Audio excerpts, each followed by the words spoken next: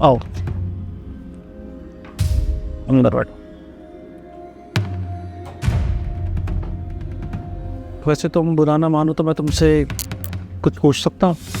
तुम्हारे सास के साथ कोई लड़ाई है क्या, या कोई प्रॉब्लम है जो उसने तुम्हें बेच दिया? नहीं, हमारा कोई लड़ाई झगड़ा नहीं हुआ है। अब उसने तो मुझे वैसे ही बहुत परेशान कर रखा है, मुझे बहुत टॉर्चर करती है। 5-6 महीने पहले मेरे पति की डेथ हो गई थी, और मेरे पति की डेथ का रीज़न भी वही है। उसने मेरे पति को ना बहुत टॉर्चर कर रखा था पैसों के लिए। हर टाइम पैसा पैसा पैसा, पता नहीं कितना पैसा चाहिए उसको। और मेरे पति की सैलरी कम थी, पर उसको उससे भी चैन नहीं मिला। इन्हीं सब रीज़न की वजह से वो इतना डिप्रेस्ड हो गए कि वो इस दुनिया में ही नहीं रहे। पर एक माँ अपने बेटे के साथ ऐसे कैसे कर सकती है? वो उनका सौतेला बेटा था, सगा बेटा नहीं था, इसीलिए ये सब बर्ताव करती थी वो उनके साथ।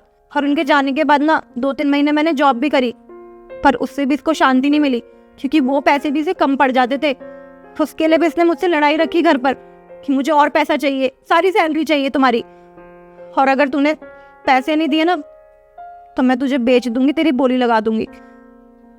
बहुत परेशान कर रखा था इस औरत ने मुझे। पता नहीं आजकल के लोगों को क्या हो गया है, पैसे के लिए इतना पागल हो चुके हैं कि अपने रिश्तों को ही भूल जाते हैं। खैर तुम चिंता मत करो। और एक बात बताओ मुझे, कभी तुमने कंप्लेंट नहीं करी? पुलिस में कंप्लेंट करती, अपने परिवार वालों को बताती, हो सकता है वो तुम्हारी कुछ मदद करते। घर वालों को बताने की कोशिश करी थी, पर उन लोगों ने भी नहीं सुनी, क्योंकि मैंने लव मैरिज करी थी ना।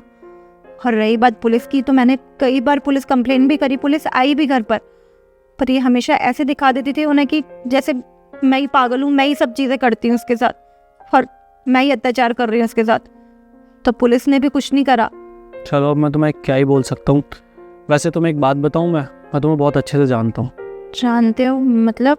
हाँ, मैं तुम्हें नहीं, तुम्हारे पति को बहुत अच्छे से जानता हूँ। वो बहुत अच्छा दोस्त था मेरा, और इसीलिए ना मैं तुम्हें वहाँ देखते ही पहचान गया था।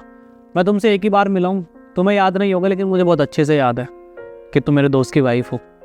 और उसने काफ़ी बार बताया भी मुझे कि उसकी माँ उसे बहुत टॉर्चर करती है, तुम्हें बहुत टॉर्चर करती है।